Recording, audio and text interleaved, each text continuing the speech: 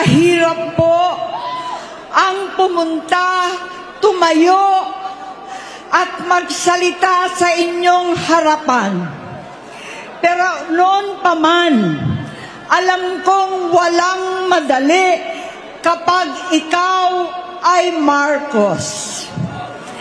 Nanginginig ako at ang aking boses, hindi dahil ako'y natatakot sa inyo, kundi dahil nalulungkot po ako. Ipagpaumanhin ninyo kung sa gitna ng pagsasalita ko, ako'y hihinto, hihinga dahil sa bigat ng aking kalooban. Pero hindi yan ang dapat kong ihingi ng paumanhin. Hindi yan ang kasalanan ko sa bayan na dapat ihingi ko ng tawad. Narito po ako dahil sa tawag ng Iglesia ni Cristo para sa transparency, accountability at hustisya. At dahil sa tawag ng sarili kong konsensya, bilang senador, bilang kapatid, bilang Pilipino. Bata pa lamang kami ni Bongbong, alam na ng buong pamilya ang problema sa kanya.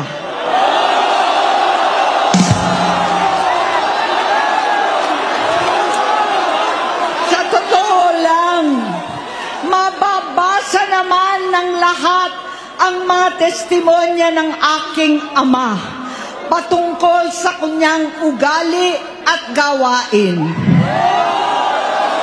Noon, dahil may tatay pa kami, hindi ko pa siya responsibilidad. Noong tumatanda, ay mas naging nakakabahala. Batid ko na nagdadrag siya.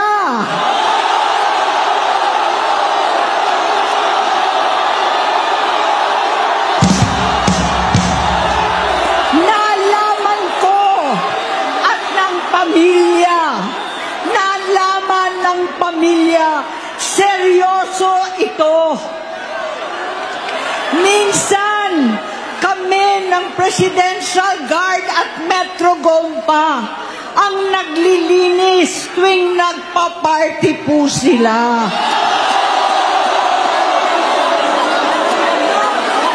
Namuhay kaming magkakapatid sa ibang bansa. Kami-kami lang. Kinumbinsi ko pa si Bongbong, pakasalan mo na si Lisa. Naisip ko noon, kapag nag-asawa siya, malalagay na sa tahimik at magkakaroon ng direksyon. Ang laki ng pagkakamali ko.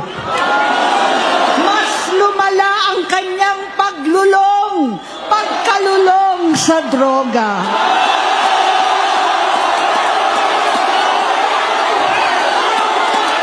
Dahil parehas pala silang mag-asawa.